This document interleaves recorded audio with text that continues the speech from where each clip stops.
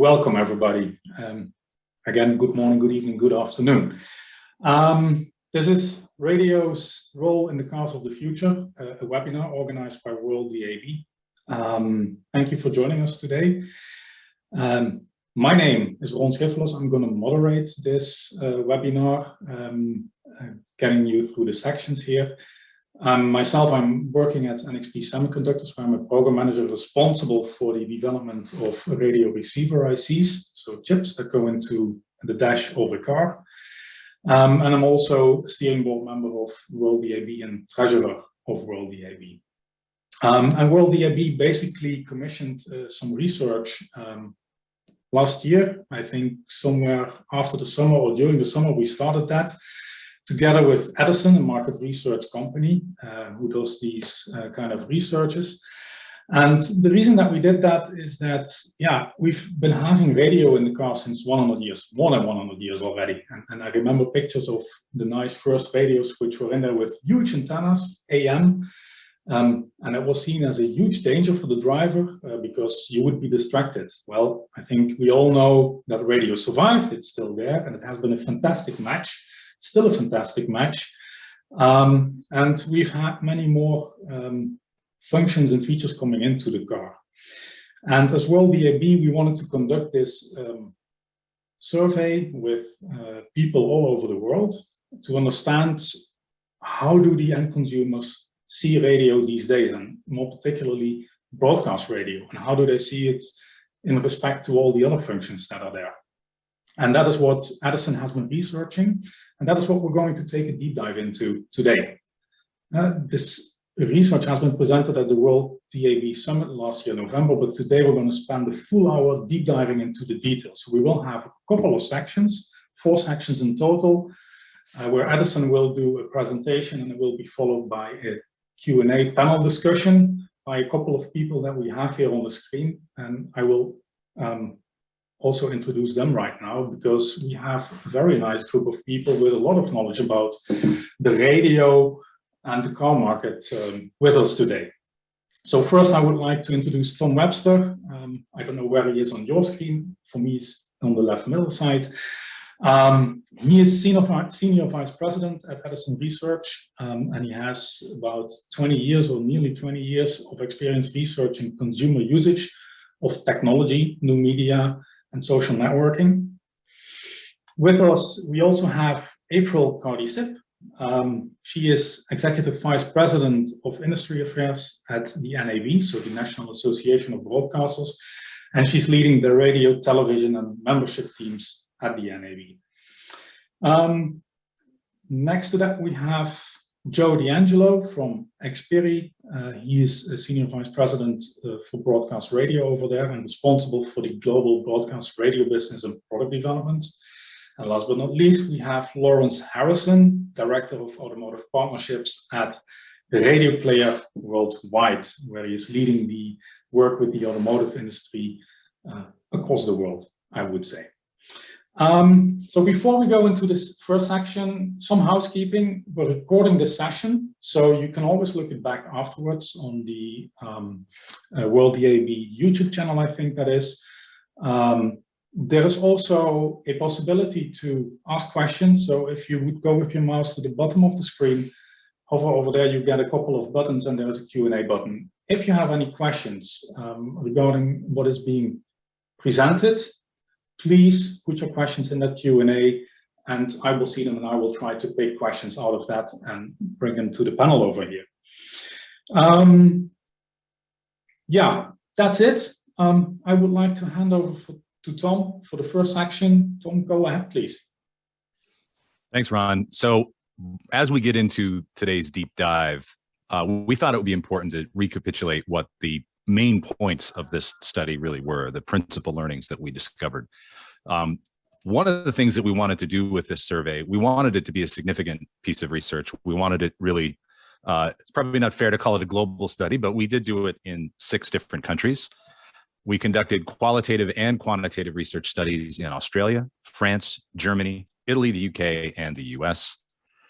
So over 6,000 people in total were interviewed for this particular project. So it was an extremely large sample.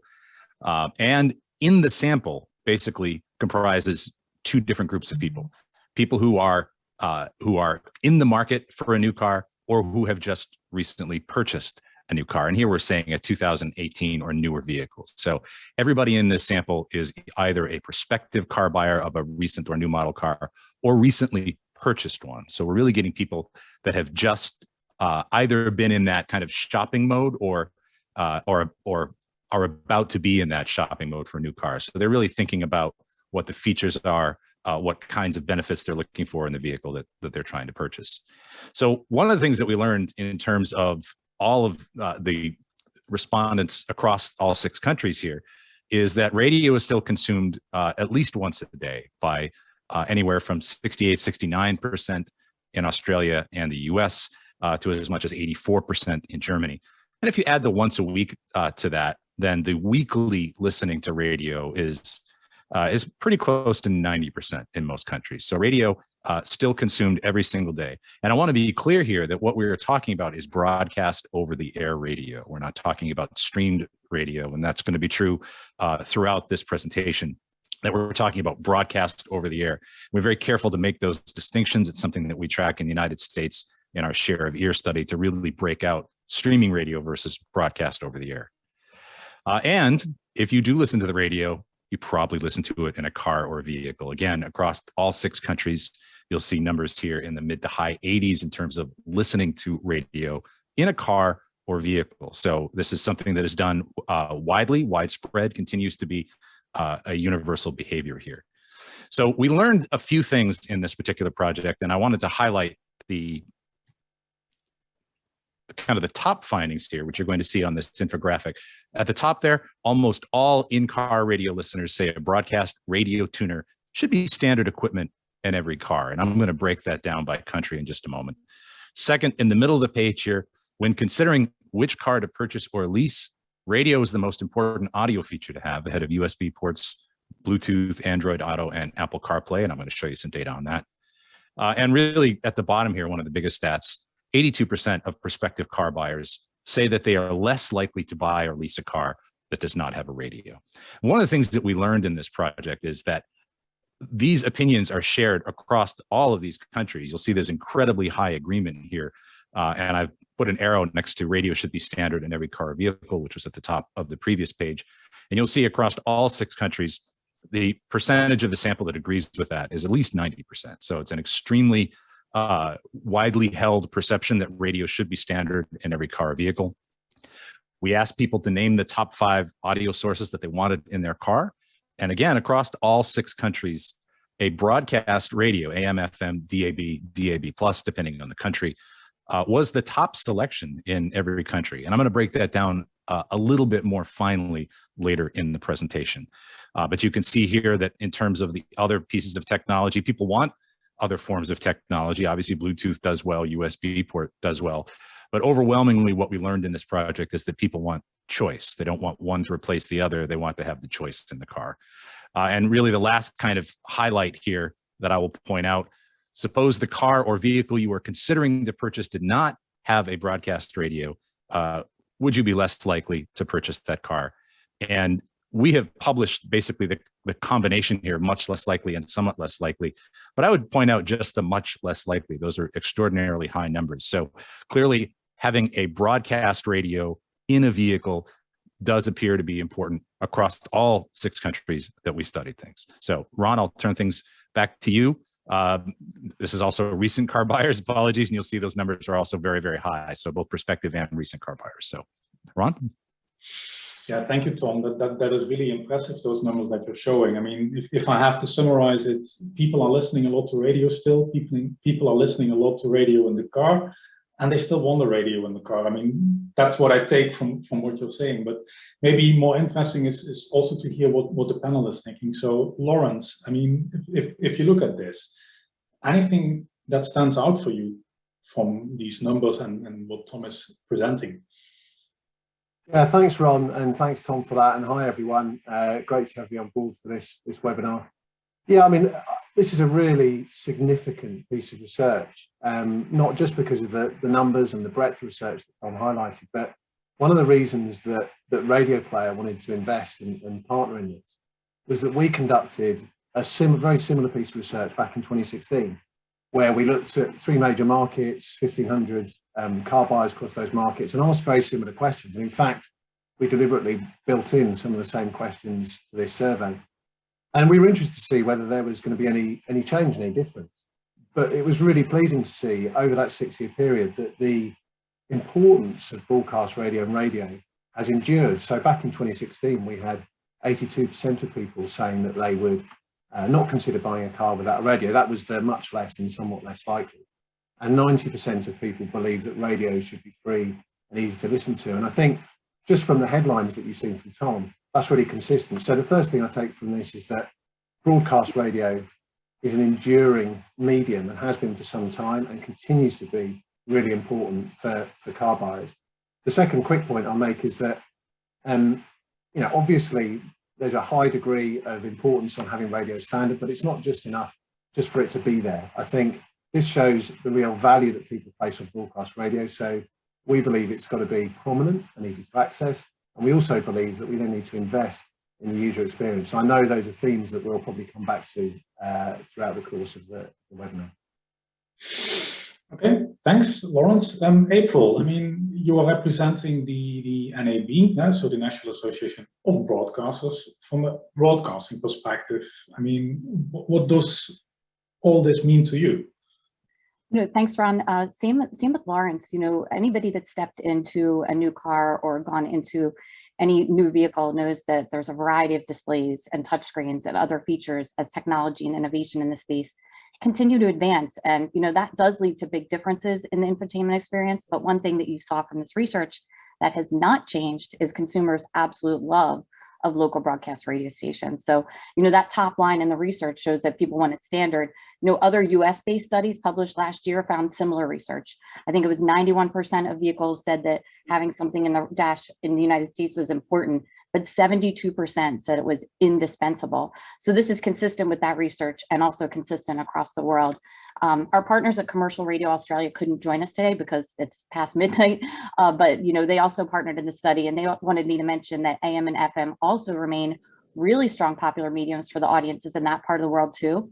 And in Australia, AM radio stations, rank #1 in a lot of major cities, especially among news and talk formats, and that's same in the United States. So, the bottom line is consumers rely on radio for critical news, emergency information, but also interestingly enough, during the pandemic, they're almost equally looking at radio for escapism in sports and in music, so I'm really looking forward to diving in a little bit deeper into some of those areas as we go a little bit further with Tom's research. Okay, thanks. Joe, as Xperia, you guys are working a lot on radio. You have HD radio, but I mean, you are also going beyond the broadcast radio, combining it with the connectivity functions. Again, looking at this research, how do you see this? Well, this is, it's very reassuring, but it's not really that surprising. We have about 100 million cars on the road equipped with some level of our advanced radio technology. So we've seen the consumer engagement with new technology, with radio, and the engagement with product planners, which is been very reassuring and is really the engine behind our continuous innovation. But I think at the core, what we have to remember is people care about radio and engage with radio because of the quality of the programming, the breadth of the programming, and the connection with community. I think radio is unique in that regard. If you compare it against the offerings of pure play digital platforms, radio enables a certain connection that you just really can't get from any other platform. And so I think that is probably one of the biggest emotional drivers behind new car buyers' requirement of having radio is to retain that connection and that immediacy with the community.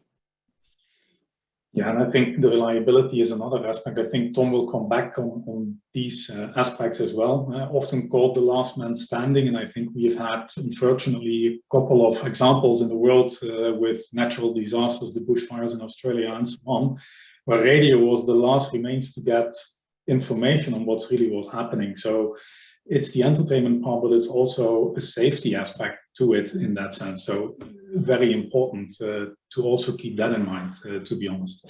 I see one of the questions is about what is the age structure of the interviewees. I think that is exactly part of the next section that Tom is going to talk about, where he's going to look into how did the answers look in the different countries, but also across different age groups. So Tom, back to you. Thanks, Ron. Yeah, you know, one of the things that was really striking about this research was just how in lockstep each country was, and even on a per question basis, various demographics were as well. There were incredible similarities. There were some differences, though, which we will get to. I do want to answer the question that was asked, which was about the number of respondents under 30. And we basically weighted each country's data to the census data from that country. So the sample in each of the 6 countries is representative of the actual age strata in that country. So just to answer that one really quickly. Now, we didn't see things completely similar across countries. We asked people, where do you typically listen to radio most often? And you can see here that there are some differences. Certainly there's more at-home listening in Germany, Australia and US, very much car cultures. So you do see some differences in the listening patterns. And that's amongst the people who listen to radio. For those who listen to the radio in the car, we asked for those who listen to anything in a car, what do you typically listen to most often in a car or vehicle? And there were, again, some interesting differences country to country. Podcasting was a little bit bigger in the US. That's kind of folded in there. And of course, the biggest difference in the US is Sirius XM satellite radio, which again is another largely linear broadcast experience for people. But when you ask them, what do you typically listen to most often in the car, for those who spend any time in a car or vehicle, it's AM, FM, DAB plus radio. It's over-the-air radio that is the majority in 5 of the 6 countries. And again, we have the wild card of Sirius XM here in the United States. So some differences, some similarities. And again, one of the things that really is striking about this research is just how much people agree on various things from country to country. One thing that we did ask people, we asked if they typically listen to audio in a car or vehicle through their mobile phone. And again, amongst those who typically spend any time in a car, anywhere from a little over a third in Germany to half in the US say that they do this behavior. So they are listening to mobile data provided content in their car. They are certainly listening to things like podcasts. Those things are being done. But again, the choice for most people, most of the time, is broadcast radio. For those who do listen to audio through their mobile phone in their car, we asked them if they would listen to their favorite radio stations if they could only listen online. And I know it's at the bottom of this list, but these numbers are all fairly high. The majority across all 6 countries say they would not listen to their favorite stations if they could only listen online. So again, we are making a very clear distinction here with over-the-air broadcast radio. We've had a number of questions in this research about demographics, and I do want to share a very interesting split here. In that question, you would not listen to your favorite radio station if you could only listen online. The strongest agreement with that is actually 18 to 34 and 18 to 44. So at the youngest end, you see strongest agreement with that. And again, these are people who are listening to the radio now, listening to over-the-air broadcast radio in their vehicles. And I think there's some interesting reasons why this is potentially true, one of which I think is economic, which we'll get to in a moment. But certainly one aspect of it is the fact that it simply works. The 3 choices that I've highlighted here, people rarely experience gaps in audio when they're listening to over-the-air radio in their car. It's easier to listen to radio in a car or vehicle than other types of audio sources. And radio provides a better listening experience in the car than other types of audio sources. And again, incredible agreement across all 6 countries here with some of these kind of reliability and quality issues. People are concerned about mobile data. This is certainly one of the factors that weighs in on this perception that people would not listen if it were only available in streaming. It's an option, but if it were only available in streaming, mobile data is a concern. And you can see there are differences here across various countries, but UK and US, nearly half are very concerned. Same is true in Australia. If you add together the variance, somewhat concerned though, it's at least 60 to 70% across all countries. And really, I think this is one of the things that explains the strength on the young end with that particular statement about not listening to online only radio in the car if that were all that's available. So listen to radio in a car vehicle because it's free. It works, it's reliable. You push the button, you don't have to pay for it, and people love it. And we'll get to some of the reasons why they do love it here in a moment. But that is certainly one of the things that, despite all of the differences we saw across 6 countries, that people tended to be very much in lockstep agreement on. Ron? Yeah, thank you, Tom. A lot of numbers. Have to digest that a little bit as well. But April, a question to you. Any surprises in these numbers, especially on the demographics? You know, I think what's surprising is what's not surprising. You know, the data really has been consistent with other recent studies, you know, that Tom talked about. You know, week in and week out, 9 and 10 adults each, 12 plus tune to radio at least once a week. That's a fact that we've been, you know, saying over and over because it's almost common knowledge at this point. But I think what is interesting is, despite beliefs to the contrary, younger demos do believe that radio is important. Another Just US-based study cited 78% of millennials said radio in the dash is important. And, you know, one of the reasons that we were trying to dive into it is why, and it's because of variety in the digital dash experience, and radio is a key part of this.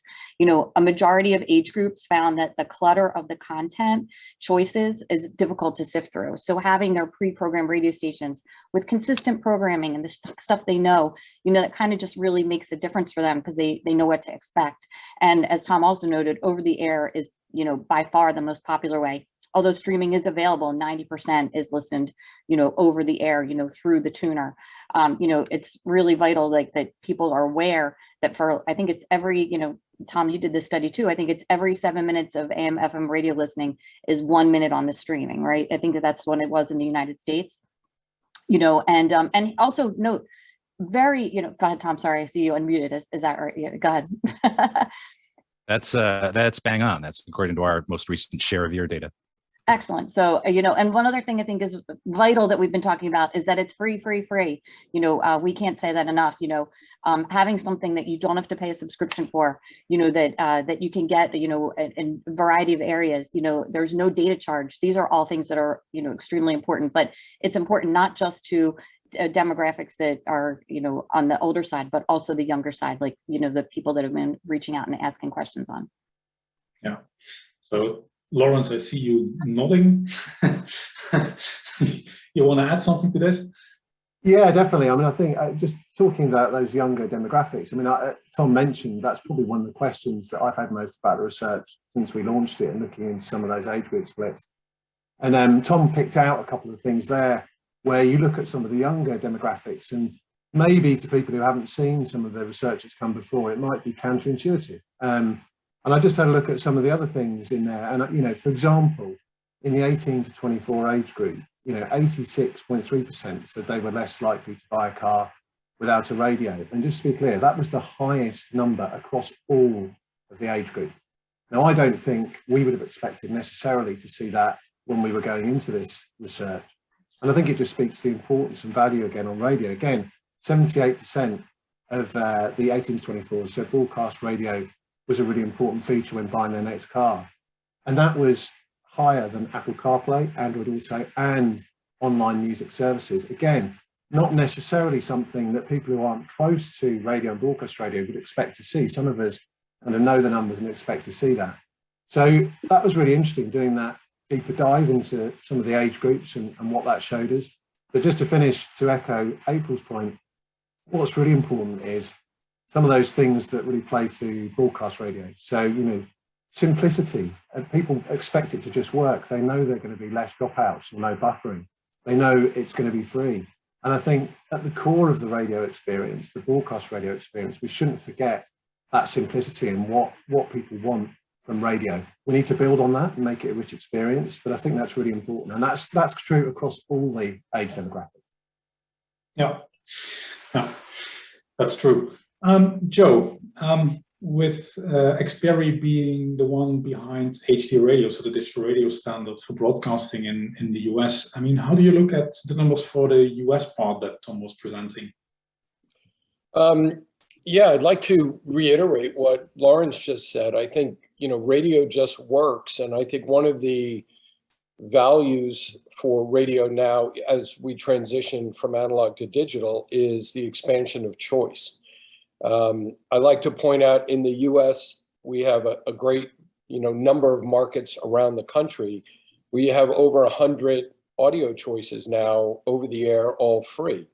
And what's really great about it is it's an aggregation of all the programming and information and entertainment and sports that you would want in a local market. It's just there, it just works. And I'll use New York as an example.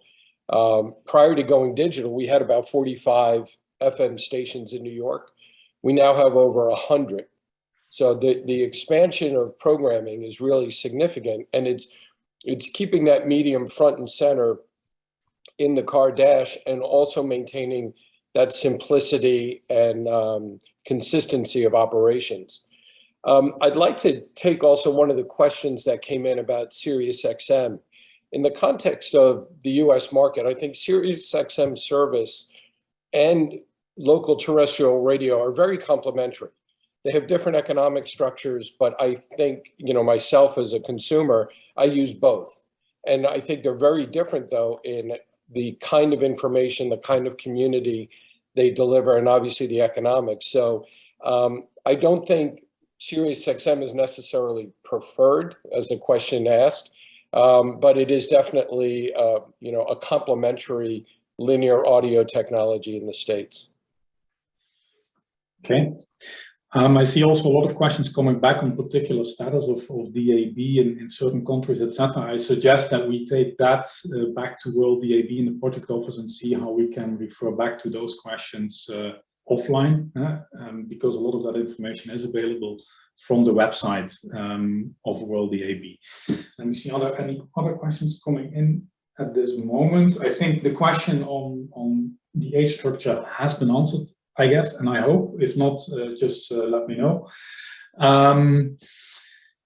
Looking at the rest over here, so local differentiator, that's what we've seen. That is what radio is. It's reliable. The young groups, the young age groups are still wanting radio, even though I think a lot of people always say, yeah, but the young people, they take their phone and they just listen to Spotify's of this world, etc. I think we will come back on some of these things later, because definitely radio cannot stand still the way it is right now. It will have to move on together with all the other technology developments that are there, of course. And I think, Tom, this is the topic you're going to talk about next. How do car buyers think their radio experience could be improved in the future? And we will discuss that also a bit after that one. So back to you, Tom. Thanks, Ron. So one of the things that we did in all 6 countries, we of course asked people who were in the market for a new car, what they were looking to purchase, what kind of car were they in the market for, and we collected all of these data. So we have all of this great data on people shopping for Toyotas, people in the market for Volkswagens, BMWs, Fiat, and so on. So we have this great kind of trove of data to mine for all of these things. And these are, again, people who say they are very or somewhat likely to consider each of these car models. So in a sample this size, there's obviously a lot of prospective buyers for each of these models. I showed you earlier when we asked people to kind of make their top 5 that radio was #1 in all 6 countries.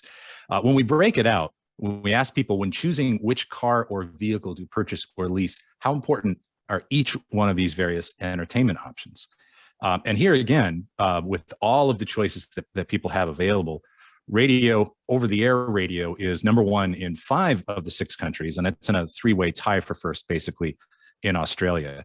And the thing that I really want to highlight here, again, is that what people want is choice, and radio is a part of that choice. So yes, they want Bluetooth. Yes, they want USB ports. But as many, if not more, continue to want broadcast over-the-air radio in their car, which again may surprise some people who technology doesn't always replace, it augments. And I think that's something that we're seeing very much here with what people are looking to buy in their car. That question, is it very or somewhat important for a car or vehicle to have an over-the-air broadcast radio, I wanted to look at this demographically. Certainly, again, a lot of the questions that we got about the research were demographic differences. And I'll point out two things here. The importance of a car having a broadcast over-the-air radio, it does go up with age. It is 73% 18 to 24, but it's also 73% 18 to 24. 3/4 of even that youngest demographic say it's very or somewhat important for a car or vehicle to have a broadcast radio in the car. So yes, there are demographic differences, but to get the kind of agreement that we saw across all 6 countries, where many of these numbers are in the high 80s and even 90s, you can't do that unless all of the demographics that we look at are really here in the positive. So again, are there differences? There are differences, but still the vast majority on the young end also believe it's important. So what are people looking for in radio? And this turns out to be true across various countries. Driving around locally, you want to be entertained, you want to stay up to date with news and information. Those are really kind of the top things here. It's local connection, staying up to date is something that was mentioned very frequently, certainly, especially in European countries, you get that a lot. Being up to date with news and information. There are, of course, the service features of radio, what's going on in your local area, traffic, weather, and so on. But primarily what people are looking for here, the top answers have that local connection and staying up to date. And that is certainly what people are looking for when they choose the radio over some other choice that they might have. We gave people a number of statements and asked them how much they agreed with it about listening to over-the-air broadcast radio in a car or vehicle. And I already pointed out, really one of the principal findings here is radio should be standard in every vehicle. But there are some of the reasons why that people want that. It keeps you company. You would miss your favorite radio stations if you could not receive them in your car or vehicle. You'd really miss having radio in a car or vehicle. So again, there is an emotional connection to radio. There is an aspect where radio keeps you company. And that is also really true across all of the 6 countries that we looked at. So in terms of the technology of radio, what are people really satisfied with? And we asked people, again, a range, very satisfied, somewhat satisfied. These are the very satisfied. These are really the top box answers. And overwhelmingly, it's how easy it is to work. It just works. The audio quality, right? That's also very high across all 6 countries. Quality of reception is the top 3 answer in a variety of countries here. So what people are telling us is that they enjoy it because it keeps them company. It gives them that ability to stay connected with their local community. But it also just works, and it works really well for people that typically listen to radio in the car, right? It's very easy to turn on your favorite stations. The audio quality is very, very high. What do people want in terms of additional information? Well, certainly the name of the station is important to people. The name of the song and artists playing, those are in demand across the majority of all 6 countries that we looked at. And to a lesser extent, the logo of the station and artist images or album cover art, certainly things that are able to be provided now. We did ask people about kind of the radio of the future. Maybe we can touch a little bit more deeply on this when we get into the kind of the final discussion here. But when we gave people a whole list of features that they wanted, ability to search for radio stations using voice controls was number 1, really across all 6 countries. Ability to skip songs, that may or may not be possible, but information about the content you are listening to. So these are innovations that I think people are expecting from the broadcast radio of the future. They're telling us that those innovations and features are important.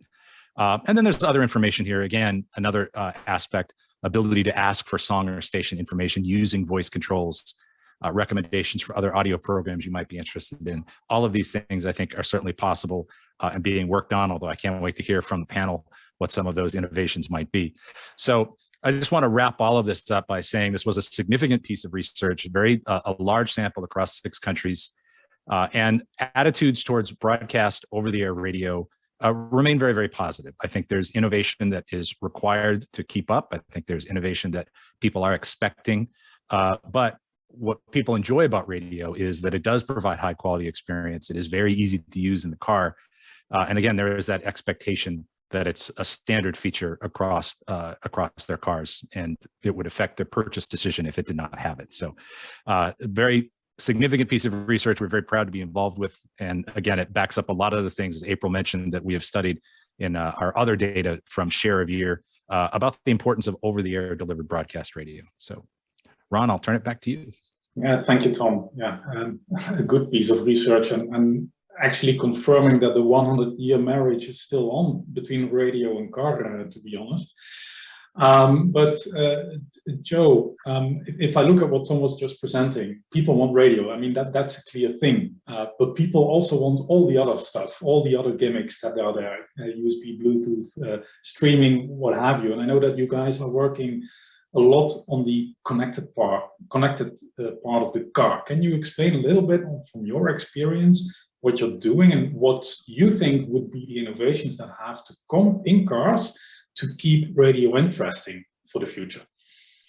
Yeah, I think it's very interesting. If you look globally, there's been a significant amount of innovation going on the broadcast side with both DAB and HD radio.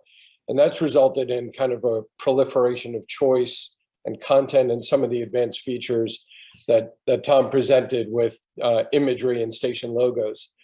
On the other hand, you have consumers now getting kind of trained in a digital experience on their mobile phone, where discovery and choice is all very simple, it's very intuitive, and it's really in the palm of their hand.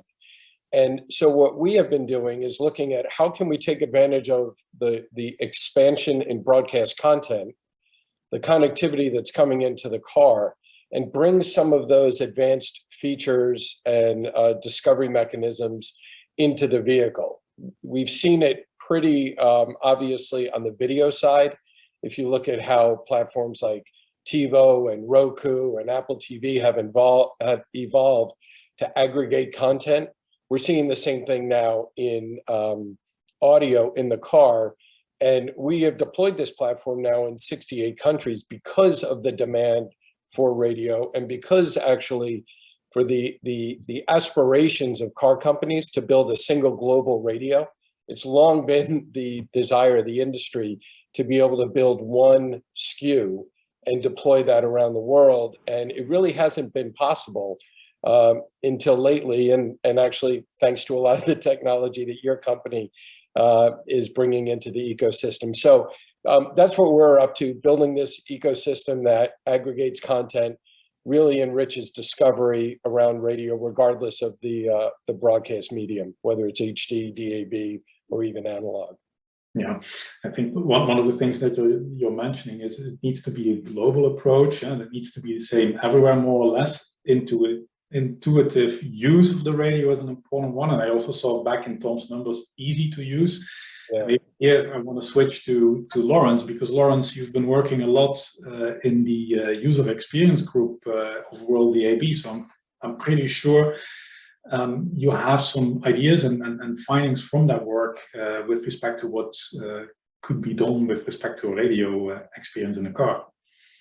Yeah, I mean, for those of you that don't know, the World DAB Automotive User Experience Group is very active, contains broadcasters and car manufacturers, and we've been looking at a number of things relating to, just as you said, Ron, simplicity and ease of use of radio.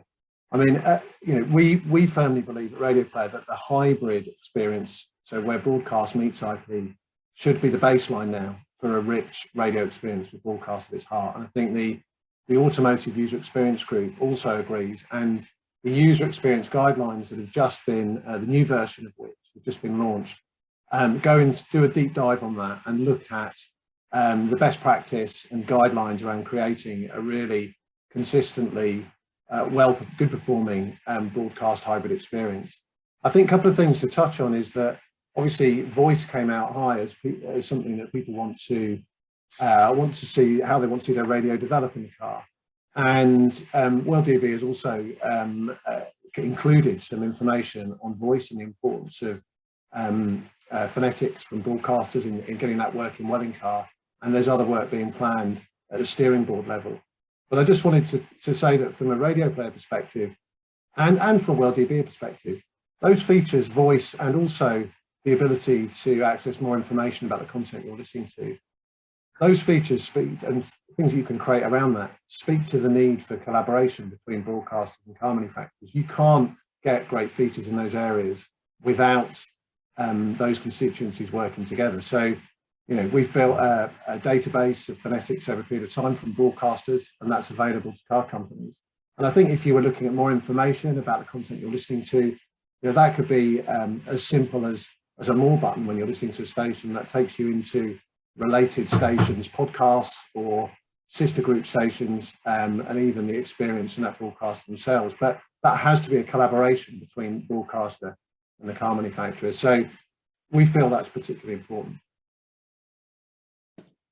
Okay, thank you, Lawrence.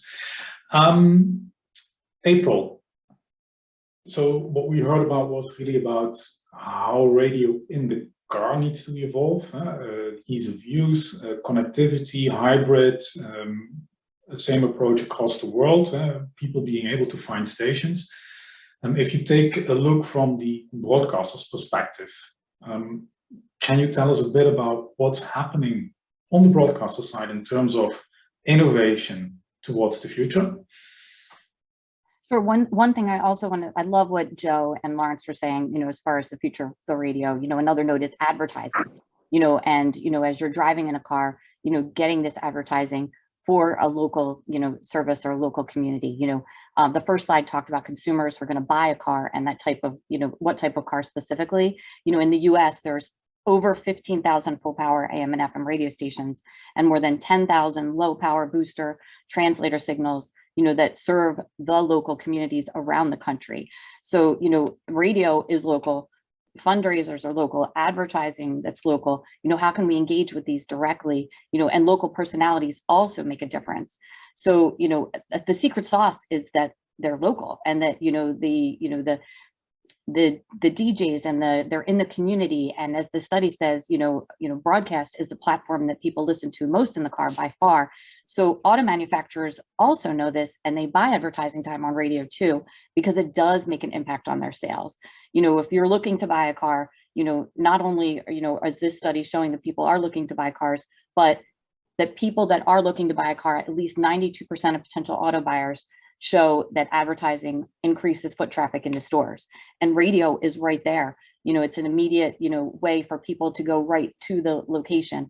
You know, it not only drives foot traffic, it also drives web traffic, according to recent studies. So, you know, integrating that advertising within the dash is also something that radio does, and that, you know, I know Joe works on and Xperi as well. So, you know, that's another area that, you know, is of strength that actually, you know, helps consumers and helps the auto industry to purchase vehicles. So it's like it's full circle almost.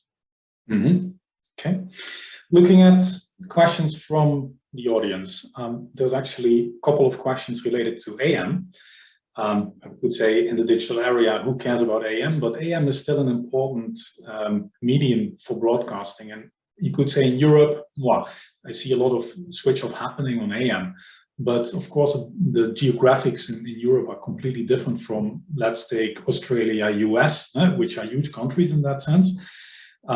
So a question to you that I see here from Massimiliano, Joe, will AM HD be a customer required content for US in the future?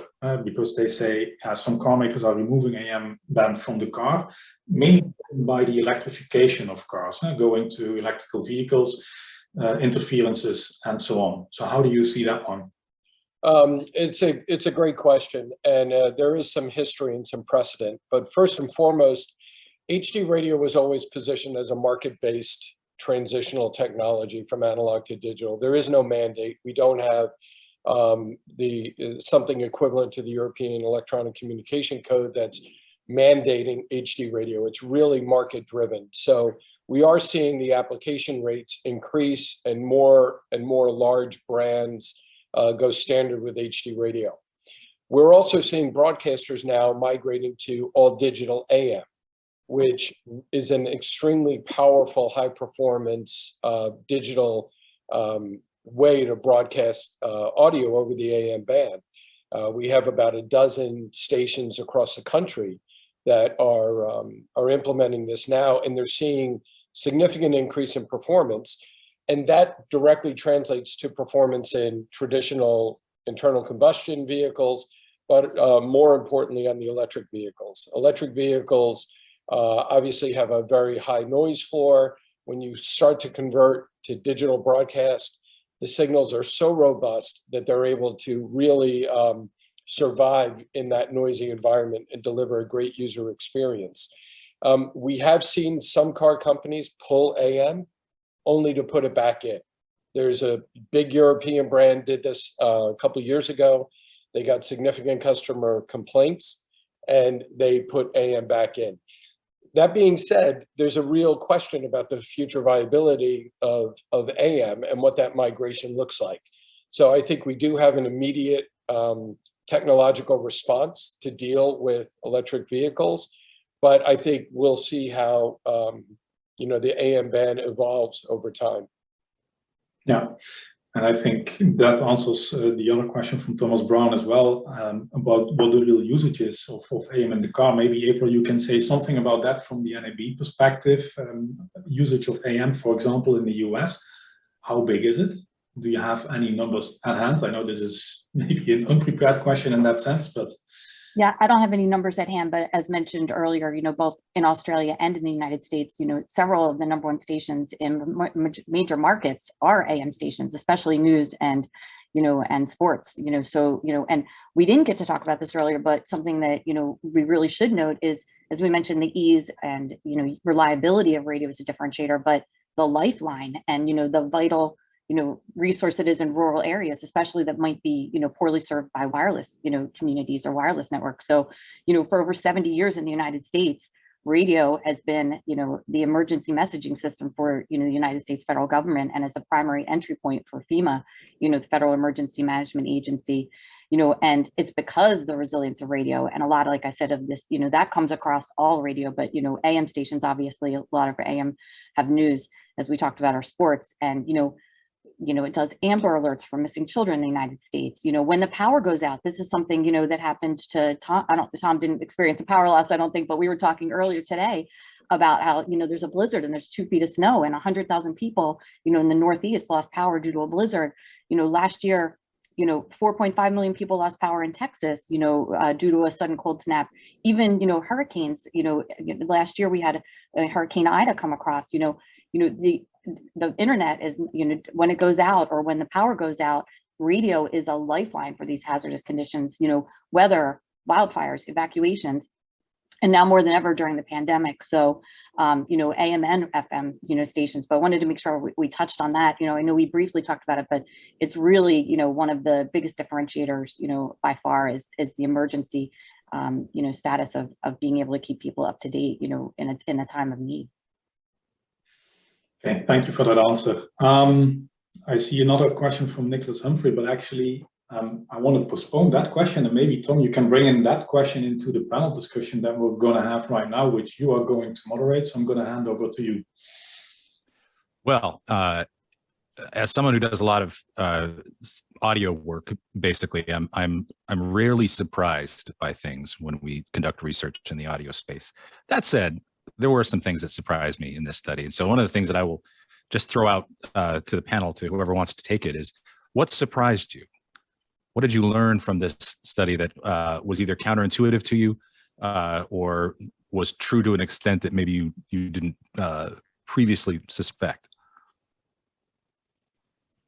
I mean, I'll jump in, Tom. I was pleasantly surprised by how consistent it was across the geographies, because I know from working with radio stations, infrastructure and programming are very different as you go from the US to the UK to Italy. But I think, again, that speaks to the ability of local radio to form their offering so that it connects with their audience. And I think that's something that is really, from a programming perspective, the biggest strength of radio. But from a technology perspective, it's probably the biggest risk.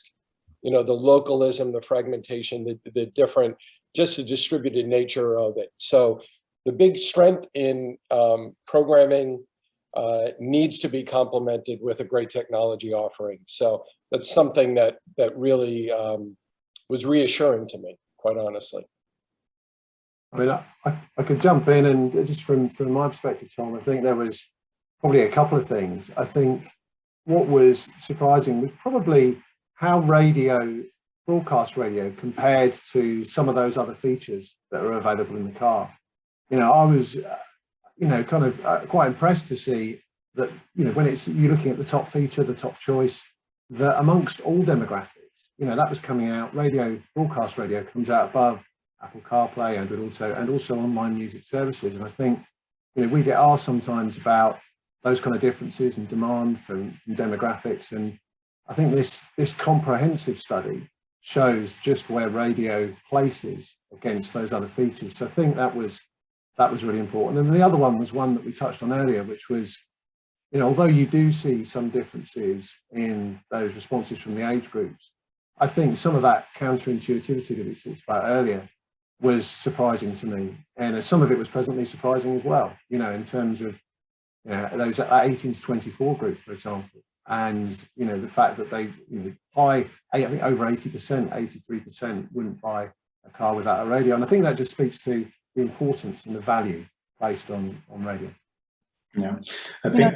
God, sorry, Ron. Thanks.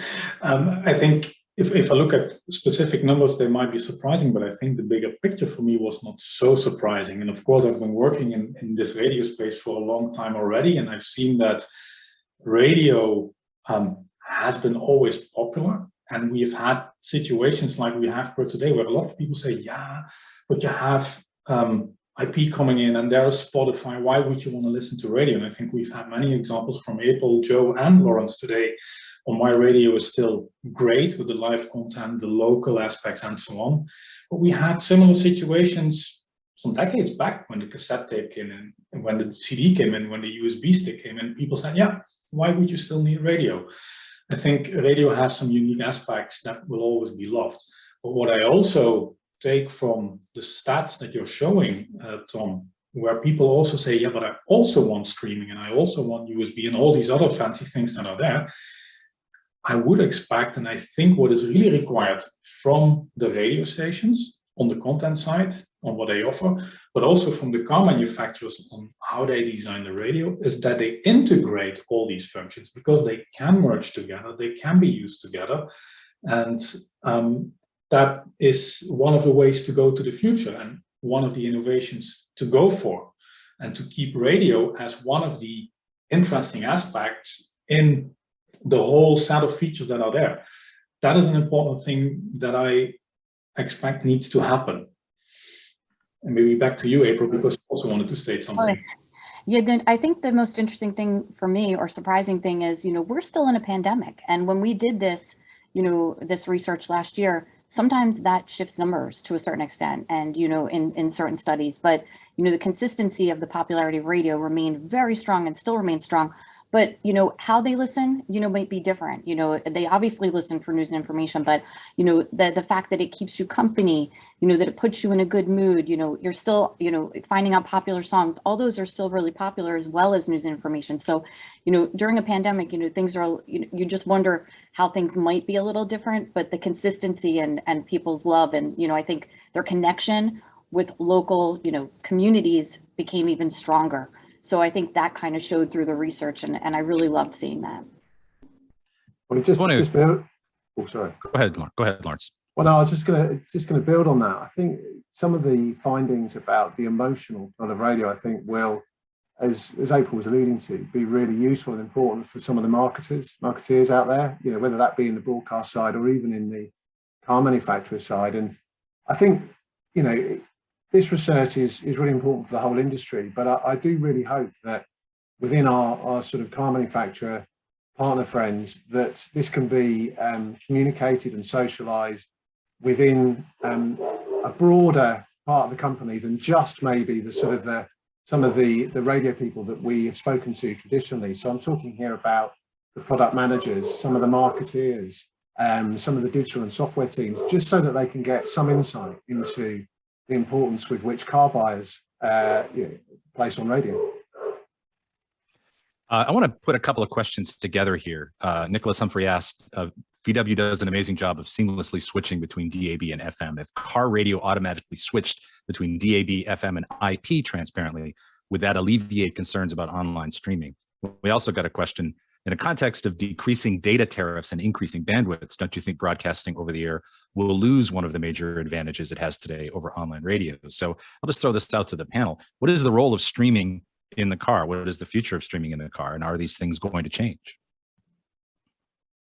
I could quickly, just very briefly, because I know I've just spoken, I'll be very quick, but I think on the first point about VW, obviously in that hybrid model, IP is only a fallback where you haven't got first DAB and then FM access. So the likelihood is that you're going to have broadcast coverage, and it's only a fallback. I think others can talk about the online streaming side, but I do think broadcast, as we know, is a one-to-many technology, and for that reason, if you're in coverage, you're going to get it. I think you've still got issues around cell congestion and others that can cause buffering, and that's aside from the tariffs that other people are talking about. Yeah, I'll add again, the VW does do an amazing job, but it's a bit of a heavy lift to actually implement that user experience. So it's a fairly expensive bit of technology to integrate for the automaker. I think clearly streaming costs are coming down, bandwidth costs are coming down, capacity is going up, but it's not doing that uniformly around the world. So you're still going to have pockets of countries where they don't have the infrastructure that's available in others. So again, if you're aspiring to a global platform, you have to take that into consideration. And I think one of the other biggest drivers right now that I think, again, over time may in fact get resolved is the disparity in cost for content. In the US, Australia, you pay a significantly higher rate in terms of music licensing for streaming than you do over the air. And so that again, it plays into this economics for what does that transition look like? When is it going to happen? I'm not going to put my head in the ground and say this will never happen, but I think we have a very, very long runway for the benefits of radio to play out over the next 15, 20 years. All right, we have very little time left. So lightning round, your challenge in 15 seconds. We've talked a lot about car manufacturers and technology. What can broadcasters take from this study? What is a salient point or a key finding that a broadcaster can take from this to better serve their audience? Lightning round. I'll go super quick. So obviously car buyers love radio because it's local. It's a lifeline during an emergency. It keeps them entertained, but also that interactive dash experience is really important. So making sure that you do have an updated, that part of the survey, I think was really important to note. Yeah, the blend between streaming and broadcast is going to be an important one for the future. There's actually a great video from Südwestrundfunk, SWR, that they've made in their audio lab about the future of radio, how they see things emerge. I really recommend to have a look at that one because that's an interesting view of how the future could look like. Yeah, and I think from my perspective, I think from the broadcast side, it's about understanding the role that the broadcaster needs to play to enable that great hybrid experience and some of the features such as voice and deep dive into more information that we talked about earlier and taking action. And I'll add excellence in programming, focus on your programming, and begin to deploy uniformly across all your programming assets reliable metadata. It's critical for discovery, and it's expected by listeners to retain engagement. Ron, why don't you wrap things up for us here? We thank everyone for your time. Yeah, well, I want to thank all of you for being here and spending your time and giving your insights here. It was very interesting. So just summing up, World DAB, hub of collaboration. So for everybody over here that wants to participate in this discussion, but also wants to contribute to radio in general, you can become a member of World DAB, but there are also user groups and work groups where you can participate. The automotive work group is one of the examples that Lawrence gave already today. Slides will be available on the web, on the World DAB website. This session has been recorded, will also be available, and we're spot on in time. So thank you all for joining and have a great day. Thanks. Thanks, everyone. Okay, bye-bye. Bye-bye.